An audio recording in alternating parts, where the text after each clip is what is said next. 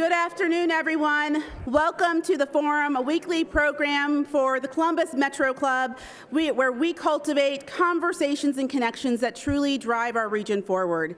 The Forum brings together visionary leaders, CEOs, members of Congress, college presidents, UN ambassadors, artists, and change makers to examine issues that matter, exchange diverse perspectives, and forge connections that create a much better Columbus. My name is Sophia Pfiffner. I'm the president and CEO of the Columbus Metropolitan Club. And for those of you who are joining via our live stream, we're coming to you from the National Veterans Memorial and Museum in downtown Columbus. We'd like to thank Downtown Columbus Incorporated for providing today's complimentary parking. We'd like to thank our presenting sponsors of our live stream, the Center for Human Kindness at the Columbus Foundation, and our live stream partner, the Columbus Dispatch. We're also incredibly grateful to the National Veterans Memorial Museum for hosting every single CMC forum. It takes a tremendous village, and we'd like to thank all of our partners and sponsors. Let's give them a round of applause.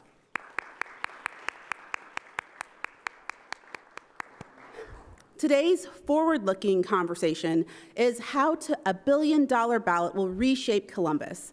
On Tuesday, November 4th, Columbus voters will weigh in on one of the biggest bond packages in our city's history. That's right, the biggest ever.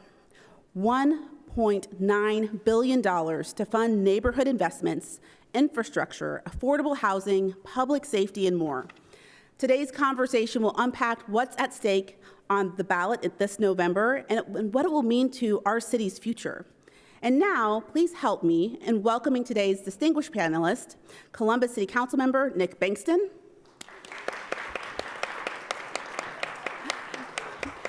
Charlie Booz, Executive Director of the Affordable Housing Alliance of Central Ohio. Our moderator, Mark Ferenchek, News Director of WOSU 89.7 NPR News. And Mayor Andrew J. Ginther, Mayor of the City of Columbus. All right, to set the stage for today's panel conversation, please welcome to the podium Mayor Andrew J. Ginther.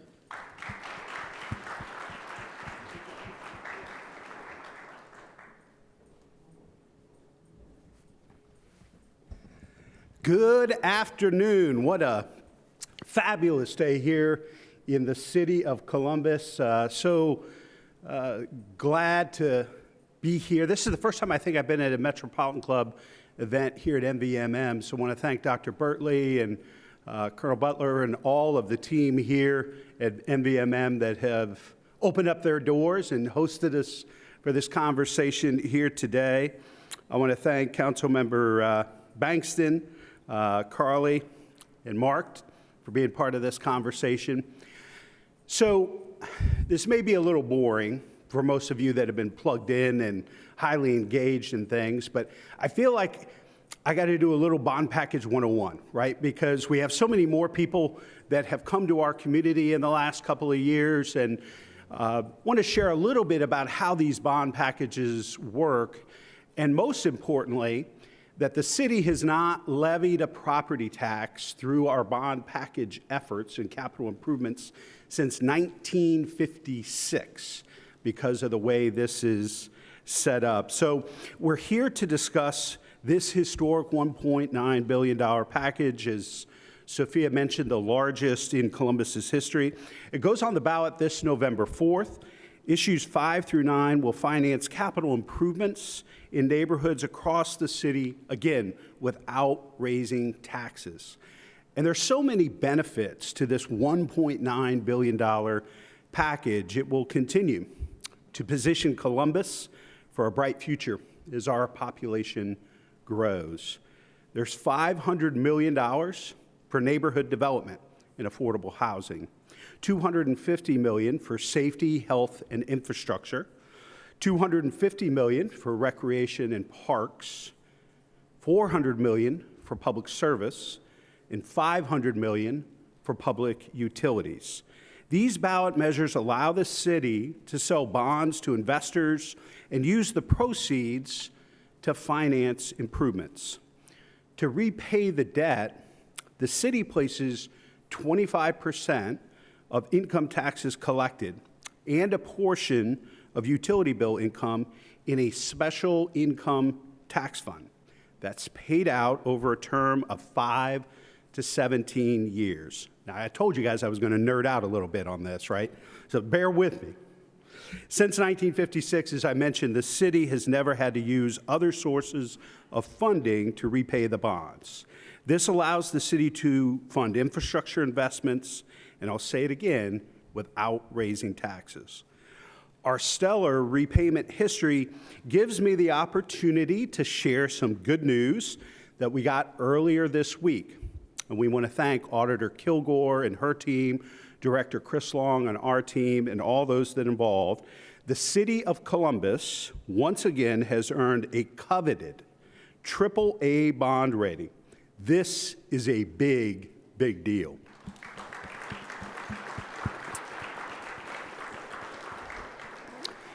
It means investors know that we have some of the most secure debt in the nation.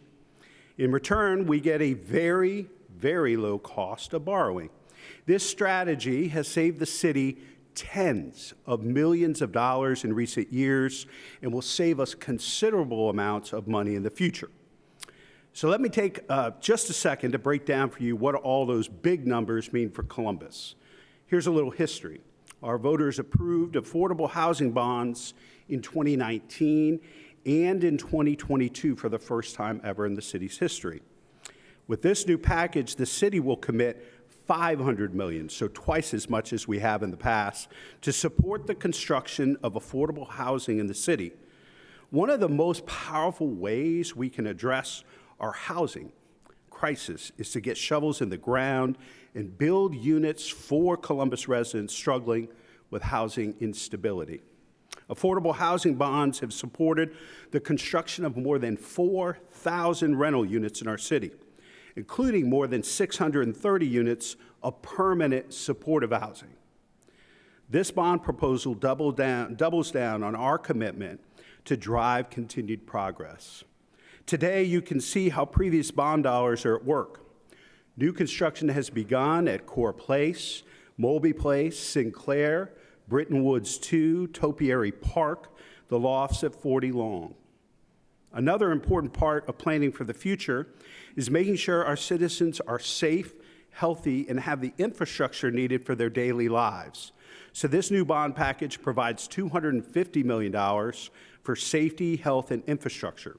It includes police facility renovation, just under $43 million, fire apparatus replacement, $50 million, fire facility renovation at about $45 million, and a new municipal court building at $100 million.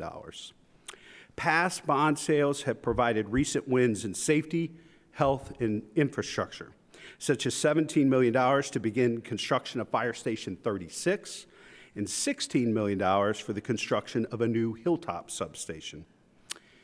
As mayor, I know the value of our Department of Public Service. It's crucial that we continue to stay connected as we plan for the future and do it in an intentional and thoughtful way. That's why we've asked the voters to approve $400 million for public service that includes almost $61 million for Vision Zero intersection improvements, $101 million for roadway improvements, $110 million for road resurfacing, more than $47 million for pedestrian safety improvements.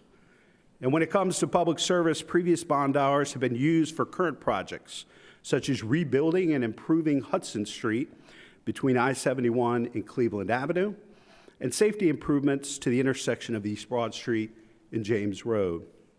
Another part of our package provides for our beloved recreation and parks. It's essential for a growing, thriving city to provide green spaces and recreation opportunities for its people. That's why we want to spend $250 million on facility renovations and improvements, almost $76 million of the $250. Street trees, $3.4 million. Recreation centers, $120 million. Park improvements, $3.1 million. New development park improvements, almost $24 million. Some of the things we've used previous bond funds for around our city are the construction of the new Fran Ryan Center on East Broad Street, renovations to Glenwood and Windsor pools, and safer parks and playgrounds and street trees. And last, but certainly not least, Director Ath is in the room, she would make sense. This talk about public utilities for a minute.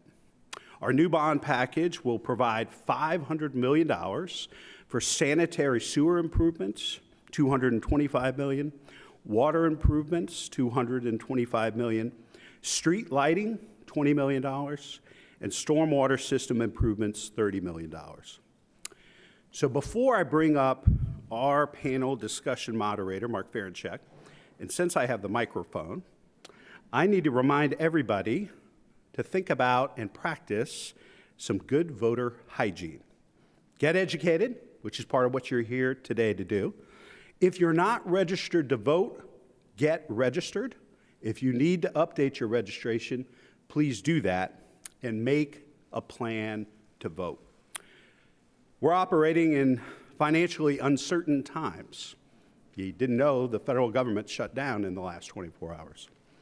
Given the policies of our state and federal governments, this bond package gives us an opportunity to choose our own destiny, invest in ourselves without raising taxes. The beauty of the bond package is we get to invest in infrastructure. The folks that work on the infrastructure, we create jobs, they pay income taxes, that funds basic city services throughout our city. And we get to do all of this without raising taxes. So I look forward to the conversation, and please welcome former Columbus Dispatch reporter and current news director for WOSU, Mark Ferenchek.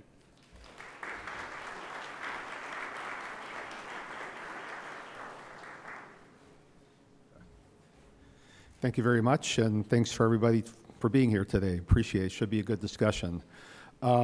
First question is going to be for Carly, actually. Tell us a little bit about what the affordable housing needs are here in Columbus and the region. How many units we're basically down, how many we need, and if the earlier bond packages have helped put a dent in that. Well, I don't think I deserve the honor of the first question, but thank you. I will take it. And I appreciate the invitation to speak here today, and I want to thank all of our members and sponsors for kind of equipping me with the knowledge to be able to intelligently have this conversation. I do think that Central Ohio as a region, not just Columbus and not just as Franklin County, but as an entire region, is facing a housing challenge like we have never seen before. This is not something us or our parents or our grandparents have encountered. This is new and different and bad.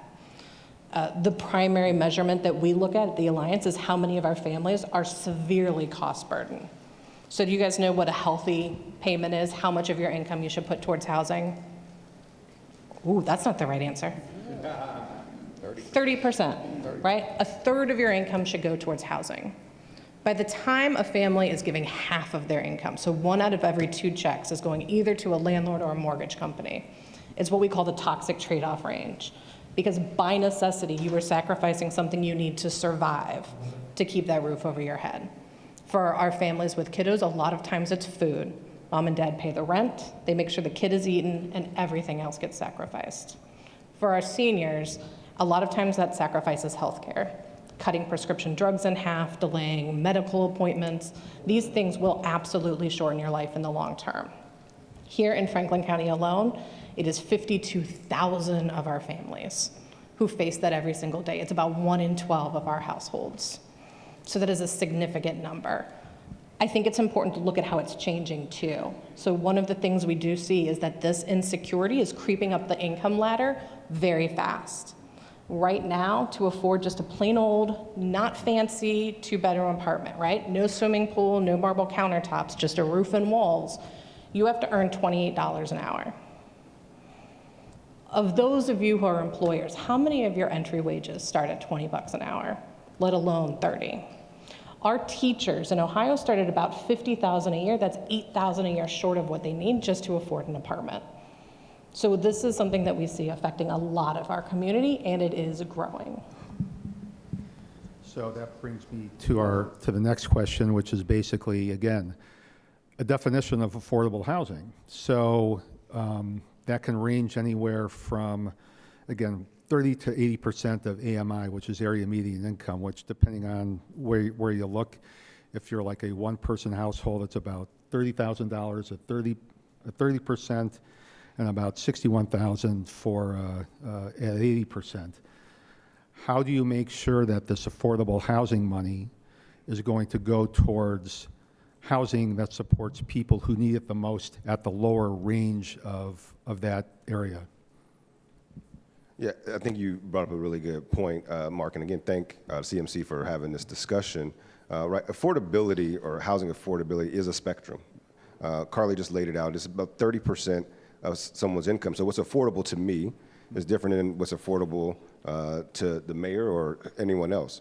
But on that spectrum, right, where we are focused is those folks that are making between 30% AMI and 80% AMI, as you said, because these are working folks that we're talking about who are not, because of the shortage of housing that we have, are not able to find a place that they can afford, that's quality, a place that you and I would want to raise our families. And so for us to ensure that we do that and meet this moment, it is continuing to partner and leverage our bond dollars. As the mayor said, we leveraged that money to be able to get 4,000 units. I think there's this misconception that if we just build an entire building, for instance, right, all at 30% AMI, that will help us meet the moment. But that won't get us as many units as we need, because our crisis right now is simply tied to supply and demand. It's basic economics, right? When there is more demand for something and there's less supply, the cost goes up. And so now we have folks that are higher wage earners who are competing for the same unit that someone who is a teacher is competing for.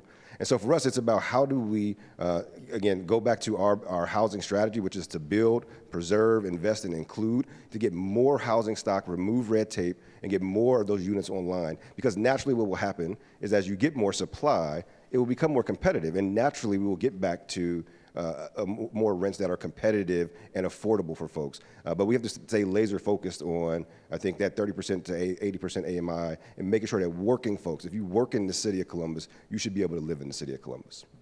And the only thing I would add, Mark, is it isn't just about the bond package. I know we're here today to focus on that. But this administration is the first administration in the city's history that required affordability to be built into any type of incentives or abatements to receive from the private sector.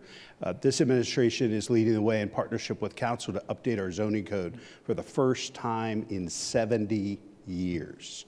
There were 375,000 people living in Columbus when this code went into place.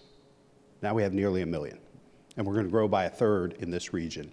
The other important component to dealing with this supply crisis, and Carly and Councilmember have been part of this effort as well, is the creating of a regional housing coalition. Because Columbus cannot produce 200,000 units over the next 10 years on our own. We need our brothers and sisters in Upper Arlington and in adjacent counties and in Dublin and Westerville and Reynoldsburg to be part of this effort. So the Regional Housing Coalition is another great example of the Columbus Way, another incredible public-private partnership that will be incubated at the Columbus Partnership the way that One Columbus in 2020 was, over 10 years ago. And our belief is that we can get the public and private to invest $1 billion over the next 10 years.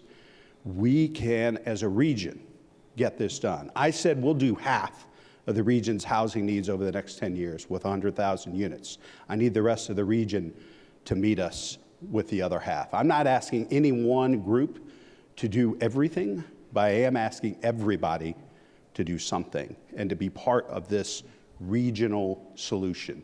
The way we tackle this supply crisis, the way we reduce homelessness, the way we make our community and our region more affordable, safer, and healthier is to build more housing at every price point as quickly as possible. Well, along those lines, too, what's the status of the discussions with the Upper Arlingtons or Dublins or New Albanys about where that stands right now? Very productive, very active with the Central Ohio Mayors and City Managers Association. Jeff Fix, who's a Fairfield County Commissioner, is going to be part of and helping to lead the way on the Regional Housing Coalition. Joe St. John, who's the mayor of Sunbury. Both Republicans, by the way, that matters, right? This needs to be a bipartisan regional approach, and these are two Republicans that are committed to growing the right way, because folks, if we don't deal with this supply crisis, the economic trajectory of our region is at risk. One of the reasons we're so competitive is because we are relatively affordable to other fast-growing cities around America, and because of our workforce and talent. So this is an issue that I think 10 years ago CEOs thought was more of a moral issue in housing people. They now know it's an issue of competition. And if they can't attract and retain the best and the brightest from around the country and the world to come to work for their companies because they can't afford to live here and raise their families here, that puts them at a huge competitive disadvantage. And so I'm grateful that Jason Hall, the partnership, and the private sector are stepping up with this regional housing coalition. You briefly mentioned tax abatements. What role does that play anymore in terms of getting affordable housing built, and should it? I know school board candidates are bringing up tax abatement as an issue. Where do tax abatements stand in the future when it comes to developing affordable housing? Well, it still remains a critically important tool with both residential, commercial development, but I think it's also important to share facts and truth, even in an era and time when those seem to be few and far between. But only about 5% of the parcels within the Columbus City School District are receiving an incentive and abatement. And although there is a short-term incentive offered, after a period of time, those abatements and incentives roll off. And so you think about what Easton is providing to the Columbus City School District today, after an abatement and incentive has rolled off there, is of significant benefit to the school district. And so we are the first administration, as I said earlier, that has required affordability to be built in to any developments by the private sector that are receiving incentives and abatements. It remains an important tool, but it is land use and zoning code reform, regional housing coalition, continuing to embrace the Link Us efforts around transit supportive infrastructure, transit-oriented development, and incentives have to be part of this to make sure that we're making Columbus more affordable and we deal with this supply crisis. Really good point, Mayor. That is just one piece of the tool in the toolbox. And it is what is we also did in partnership was remove some of, I think, the loopholes that existed there.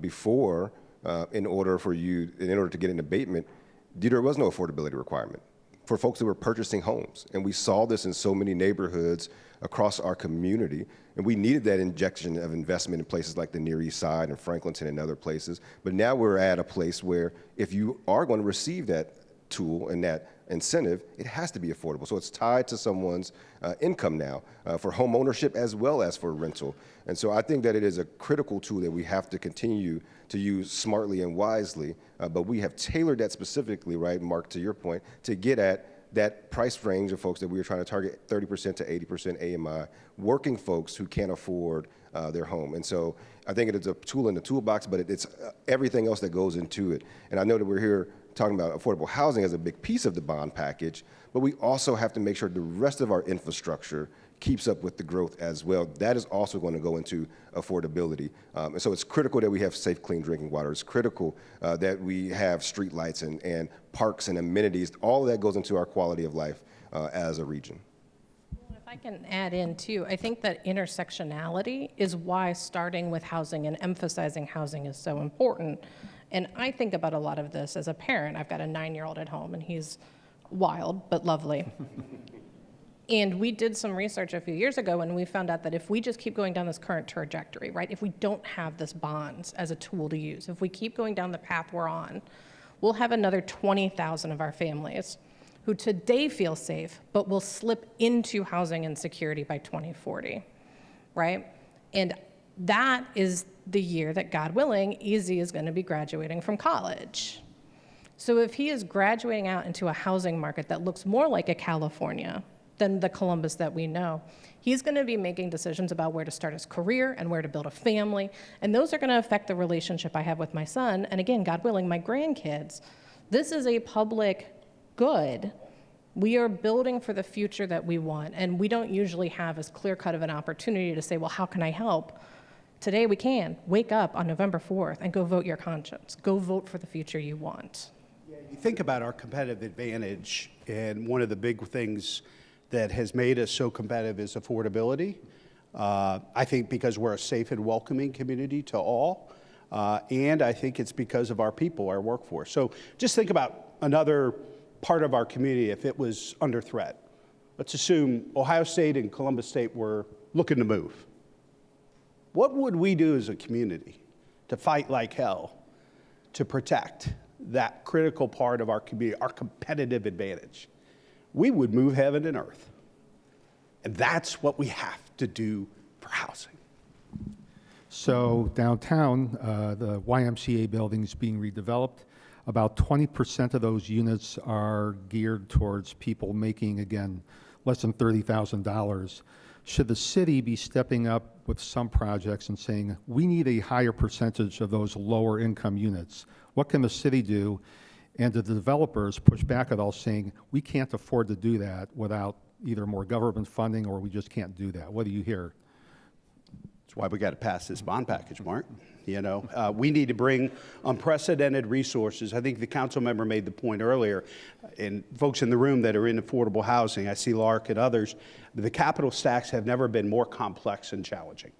And so bringing more resources to bear to get deeper into affordability and be able to build more units at a deeper affordability is absolutely critical. And that's why this is the biggest housing ask and investment in the city's history. We have to go big in the next decade. Every mayor in growing cities around the country, when we talk about this issue, tell me to get started, get ahead of this. You think of these great American cities that probably waited too long: Denver, Austin, Seattle, Portland, Houston. They're all places, Chicago. There are places, San Francisco. Think of these places today where they were 20 years ago. And that's why we have to lead and be bold and go at this in the same type of way we do economic development, neighborhood development, and partnerships, whether it's at Nationwide Children's Hospital or OSU Medical Center or West Campus. We have to go big and bold. Yeah, and I think you hit the nail on the head, Mayor. The cost is the cost. I always like to use this adage: there is no affordable 2x4 section at Lowe's. Right? The cost of construction is the cost of construction. And I think what we know now is it's not simply that affordable housing should not be subpar housing. That's right. It has to be quality.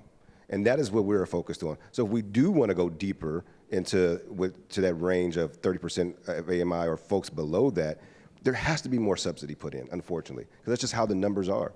There's not a tool out there yet that allows the deal to pencil for developers to do that. And let's be honest, the city can't build this on our own. It's going to take the private sector. We're going to take developers. Developers are not scary people. They're helping to shape this city. Now, if they're getting incentives from us, that is our role to hold them responsible and to be responsible partners in that work. But we need them to meet this moment.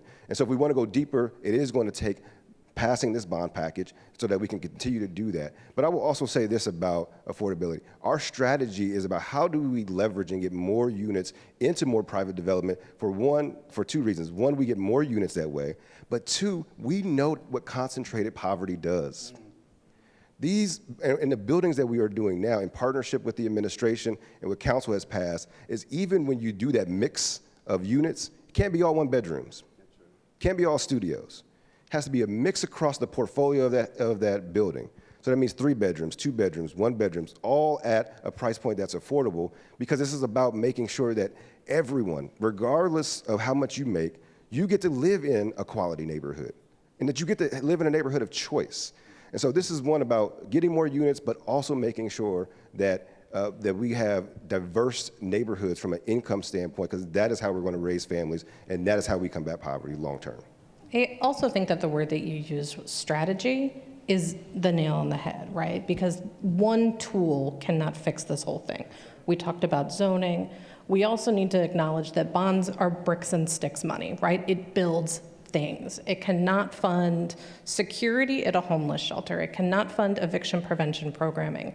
It cannot enforce fair housing laws. So one of the other parallel things that is happening right now is the Funding Review Advisory Council, which is looking at how our entire community is allocating the resources that we do have at our disposal for the things that are important. And I will, in the interest of regionality, note that this policy has to work in our own cities, in our own suburbs, in our own towns. So one of the things that's top of mind right now is we have a lot of federal workers, up to 80,000 in Ohio alone, who are now going to be losing their paycheck. And we know about 60% of the population lives paycheck to paycheck. So that is a huge risk for eviction. Folks who are working, not getting paid, and not able to keep a roof over their head. But let's fast forward 2 months. This problem is solved. All of those workers are now getting back pay for the time that they were furloughed. Their landlord is still allowed to say, nope, I don't want to take that money anymore. I would rather evict you, because we live in a $1 one-day state where no matter whether it was your fault, no matter whether you tried to fix it right away, a landlord is allowed to evict you the minute you are back on your rent. City of Columbus has fixed that loophole. Reynoldsburg, Gahanna, Grandview have fixed it. Nobody else has. So how are we all working together to not just bring the resources, but the policy together to create that stability that is deep and predictable and safe for everybody? Are there parts of the city that need affordable housing more than others? And if so, where are they? And what will the city do to make sure that those needs are met? Absolutely. And that's one of the reasons we took our CRA citywide about a year or so ago, because, you know, my neighborhood in the Knolls, and I would say Clintonville, my Billy buddies would correct me and tell me that I live on the wrong side of the river now in northwest Columbus, but near Clintonville in the northwest side, just north of Riverside, there were incentives and support for affordable housing in place. And so what happened is there were certain neighborhoods that all of the affordable housing development was taking place, and other parts of the city wasn't seeing that. And so the plan with the citywide CRA is to make sure that if housing was our top priority and housing affordability was our top priority, that it made sense and that it could work financially in neighborhoods throughout the city. Because there are some neighbors and neighborhoods who felt like they were shouldering the entire housing burden, particularly affordable housing burden, all by themselves. And to the council member's point earlier about concentrations of poverty and making sure that we have mixed neighborhoods, mixed income neighborhoods of choice for folks throughout the city, that was another reason we made the change. And I'll say, you know, it's not one particular neighborhood. We want affordability across the entire city, but this crisis that we are talking about, every neighborhood will be unaffordable in the next 10 years if we do not get ahead of this. I mean, I think about when we did our work, Mayor, in Linden, when we started in Linden, the average rent in Linden at that time for a 2-bedroom, single-family home was $650. Today, it's closer to $1,100 or $1,200. And that is in a span of less than 10 years. And when we talk about this supply and this demand issue, what happens is that naturally occurring affordable housing, where it was once the market said that you could only get $700, and that's what you could get, well, the market is now saying I can get $1,200 by just putting a coat of paint on and changing the carpet. Didn't put in granite countertops. I still got my Formica counters and my white refrigerator, and it's still now twice as much. And so part of our strategy, too, with our bond dollars, Mayor, is preservation, is making sure how are we investing in holding the current housing stock that we have so that we don't lose that along the way.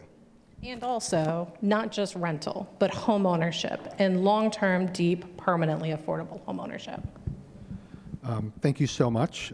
It's CMC's longstanding tradition to take audience questions. We'll move to questions from our live stream and in-person audiences in just a few minutes. If you have a question, please make your way over to the microphone now. If you're joining us on YouTube, please type your questions into the chat. Before we take audience questions, though, I have one more question for you. You said that this bond package will be transformative. What are you hoping to see, not only just in the next 5 years or so, but down the road? How will this build upon what's going on in the city right now? 100,000 units in the city limits, in line, in the marketplace in the next 10 years, slowing down the rate of cost increases and making Columbus more affordable and competitive. That is what this is all about. And we can do it. Yeah, I would echo that, and again would say the affordable housing is critical and key. But there are 5 issues that you'll see. We need you to vote yes on all 5 of them. Because again, I think critical to housing is also the other infrastructure that's necessary for us to meet this moment. Safe, clean drinking water. I think when we say transformative, what's also going to come out of this bond package is our 4th water plant that will be able to help us meet the capacity that we are seeing. The investment is going to come. We have already met the question of if we will seize the moment. The question now is who will seize the moment. And I think for us, the mayor will say that if you live in the city of Columbus, you should be able, if you work in the city of Columbus, you should be able to live in the city of Columbus. And that is who we are fighting for. And all of this is about strategy, and it's about governing. And that is how we have gotten to where we are today, is because of the strategies that we put in place. So this doesn't just happen. So I want to thank the mayor, and I'm going to embarrass him a little bit, because if you didn't see the news, today Governing Magazine, which is a national magazine, has named our mayor as one of the top public officials in the country, and there are only 5 of them. And so congratulations to you, but again, that goes back to our strategy as a city, is that we work in partnership to get these things done. And so I just want to thank you, Mayor, and say congratulations and embarrass you a little bit. So on the question of transformation, I think it's really important to be clear that this is the 3rd bond package, and the first 2 have been transformative. So when I started this work, we had 54,000 people who were severely housing cost burdened. That number has gone down 5%. It has gone down despite a pandemic. It has gone down despite an economic decline, and it has declined despite record growth in our city. There is no one else in the country who is doing that. And that is not exclusively the bonds. That is the comprehensive strategy that is blending all of these things together for systemic change. So what I want to see is to continue that momentum and to keep pulling that number down. And I think it gets harder, and it puts more importance on this vote because we are entering a period of austerity at the State House. We are potentially entering a period of recession at the national economy. What we have the choice of is, do we sustain that momentum here locally, and do we buck what's happening everywhere else, or do we follow them down? And I think that we find a way to stay strong, and we stay in the top 5 of all of the lists. There's no one coming to save us. We are the ones we've been waiting for. So Doug, It's our future. you've been curating questions online, and also there's folks waiting at the microphone. So what's our first question? Mark, thank you very much, and thank you so much to today's panelists for joining us. Great conversation. We're grateful to have all of you in the room with us today. Please do join us here at the microphone. We'll try to get to as many audience questions as we can. If you're watching online, type your questions in the chat. We'll try to get to as many of those also as we can. Great questions at CMC always have 2 things in common, don't they? They can be asked in just a sentence or 2. And what punctuation mark does a question end with? Ends with a question mark, yes. Here's our first one. I'll launch us off. Let's see. Steve Reynolds asks a question for Carly. How do we get more of the suburbs, exurbs, and rural areas engaged in addressing the shortage of workforce housing units across the region? Yeah, so I will say too, I think a lot of our suburbs really are standing up, and they're moving in ways that are appropriate for them, right? They're pulling the levers that are within their control. So Reynoldsburg updated their zoning code half a decade ago. Hilliard has a housing commission that is working now. We are seeing some of that momentum already. I do think, to the broader question though of how do we engage more people, it's important to talk about what housing will do, not just what it can avoid, right? We know what that doomsday looks like. And I think the mayor put it in really good remarks. Our doomsday isn't that we become a California or a New York. It's that we become a Detroit. It's that the jobs and the economy don't come here anymore. That's what our but for is.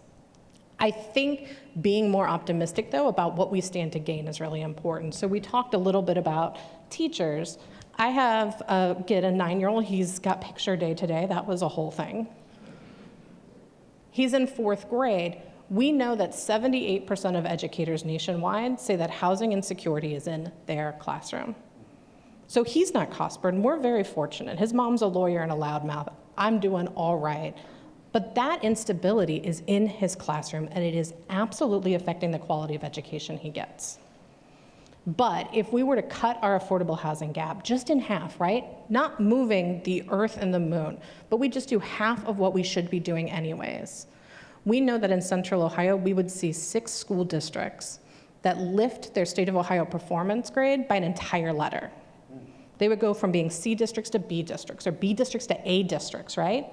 So my kid isn't housing cost burden, but you know what that is going to do for his quality of education and for my property values? If we can lift that entire ship up, we would have 3,000 more 3rd graders who are reading at proficiency, right? 3,000 without ever touching a book. 3,000 more of our kids are going to be ready for high school and then college and then the workforce.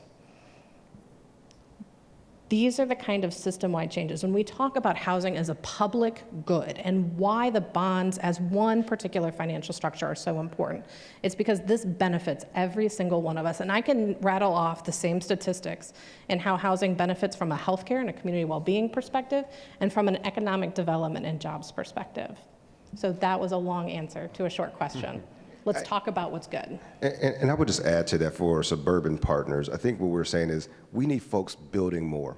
And I want to underscore what Carly said, it's what's best for your community. We've already raised our hand and said what we were going to do.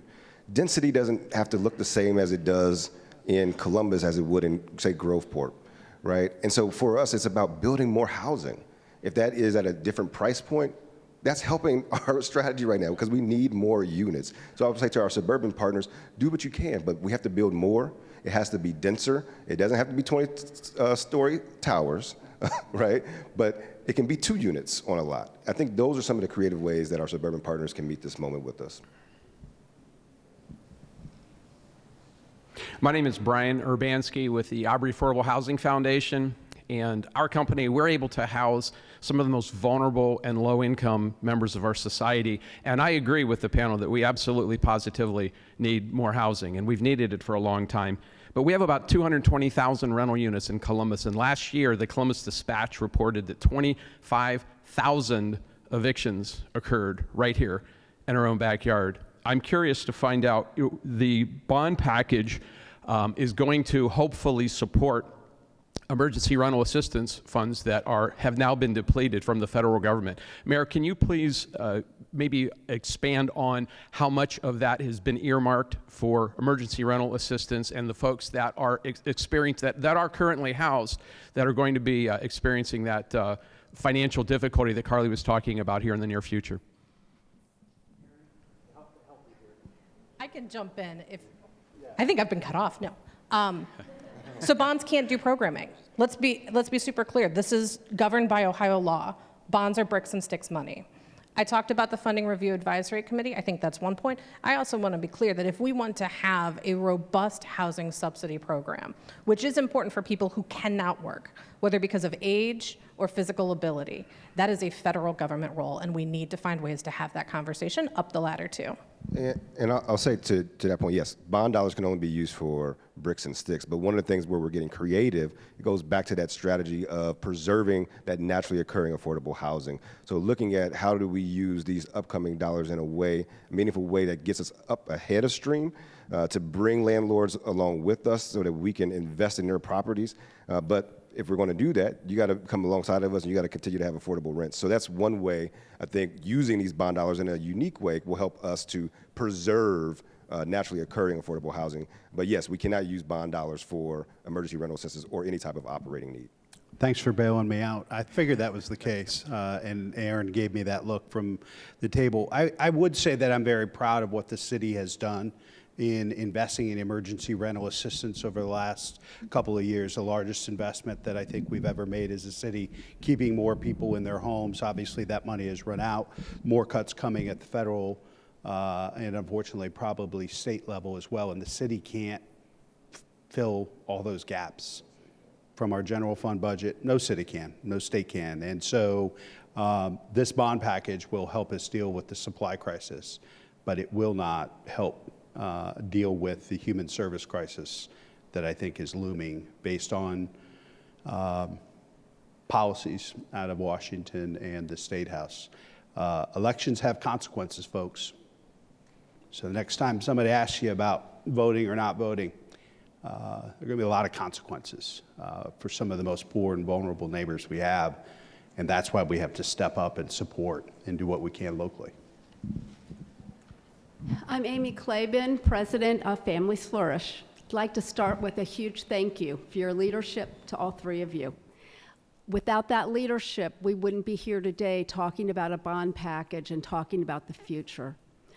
My question is, we need to have inclusive housing, and so thank you. I'm hearing those messages, and this is new. This is so critical for everybody in our community to be able to live and work and go to school with people who are not just like yourself. And so how do we, what are the new tools needed to ensure that we have this inclusive communities, diverse communities everywhere in the region? And right now, with the tax abatements, the rents are still not coming down enough. We need more support so rents can actually meet the needs of people who are working. It's still too high. And have mixed income housing everywhere, so incentives for the builders so that they don't just go out and build, this is for the wealthy people, or this is for the higher income people. It has to be for all incomes so everybody can thrive and flourish. Thank you. Thanks. Thank you for that question and for all the work that you do in this space. I think you hit a lot of it already, right? I think that some of the reforms that we've done in partnership with the administration around our CRA policy. So now if you get any type of incentive, there has to be some type of affordability into it, right? That's ways that we can do that. Land use and zoning is a really critical piece of that. We did phase 1 of zoning. We are now in phase 2, and eventually we'll really rezone into the rest of the city, because if we can unlock that land use piece, and I think that's where our suburban partners can come in as well. That's how we right some of these wrongs. A lot of this concentration of poverty that we see is because of policies of decades past, right? Redlining. And intentionally disinvestment in certain areas of our city. And so it's a comprehensive thing that all has to work together. Bonds, though, are a critical piece of that, of getting more supply online.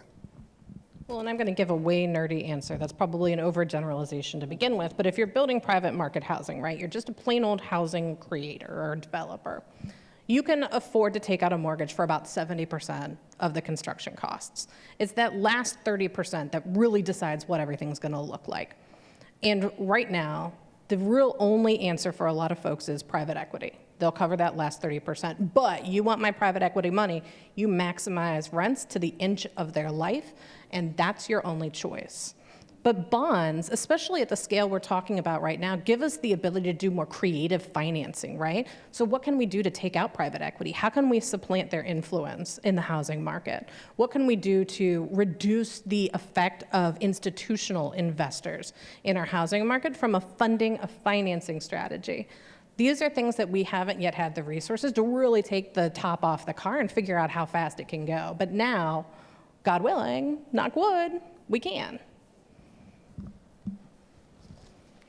Dr. Beth Whitted, I'm wondering what's being done to hold landlords, both local landlords and out-of-town landlords, accountable to keep their units livable?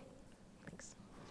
Well, one of the things we've done, and I announced this in the State of the City address, is the creation of housing stability within the Department of Development, and also launching efforts for more transparency and accountability with landlords.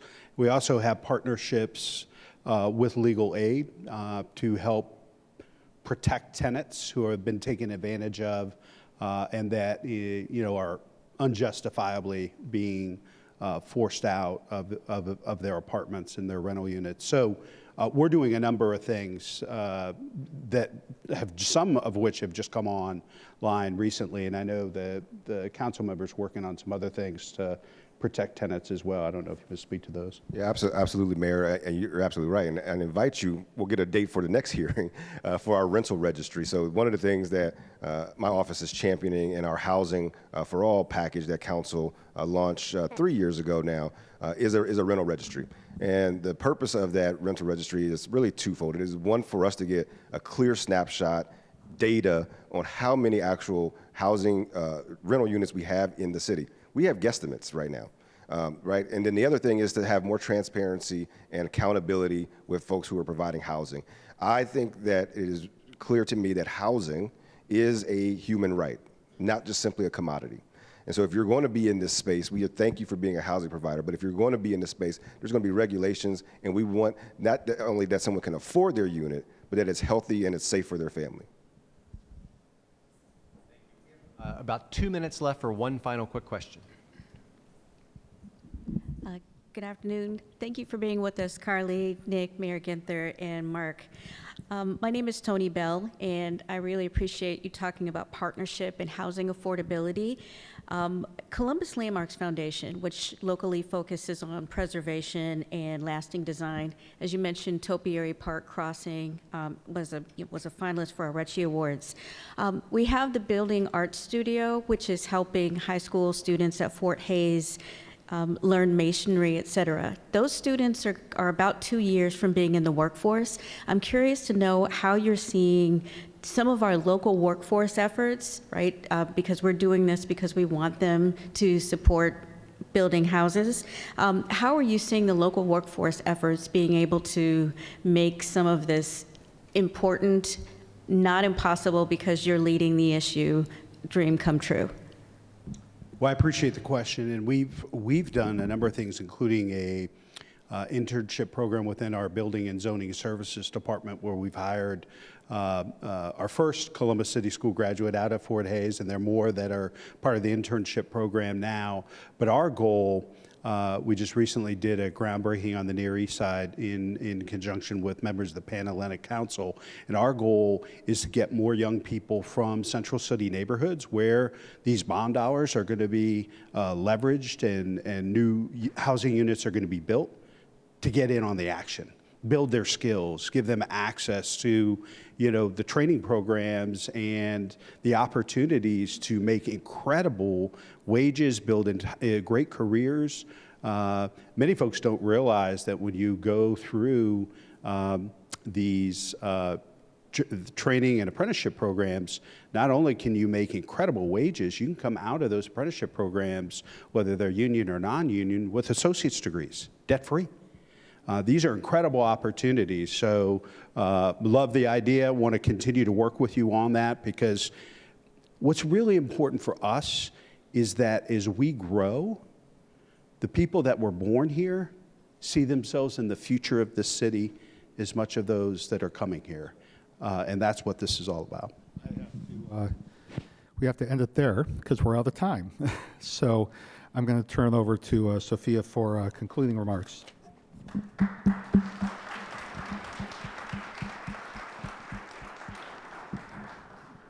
All right. I hope everyone found today's conversation incredibly informative. When we think about civic participation, every single week we host conversations just like this, and there are some key topics that are always big conversations for community members. One is housing, transportation, and workforce development. Mayor Ginther, at the beginning of today's conversation, you talked about this is an opportunity for us to invest in ourselves. And one, for everyone who's in the audience, you're investing in yourself by educating yourself on what's happening in our community. For those who are tuning in online, you're doing the exact same. I'm going to invite our audience, and as well as those who are tuning online, to consider investing in yourself by sharing this conversation with your neighbors, sharing this conversation with those who you work with. But most importantly, as Mayor Ginther shared, get educated, get registered, and make a plan to vote. We all have a decision on how we want Central Ohio to look, to grow, to feel, And that starts with education, but it also includes making sure that you're registered to vote, that you understand the issues and the impact that it has in our community. With that being said, we are so incredibly grateful for today's conversation, for the Downtown Columbus Incorporated for providing parking to each of the individuals who are here in the audience, to our presenting sponsor of our live stream, the Center for Human Kindness at the Columbus Foundation, for our live stream partner, the Columbus Dispatch, and most importantly, to the National Veteran Memorial and Museum for hosting us, and a very, very, very special thank you to our panelists, Councilmember Nick Bankson, Carly Boo, and Mayor Andrew Ginther, and our host, Mark Ferenchek. Thank you all for a wonderful discussion today.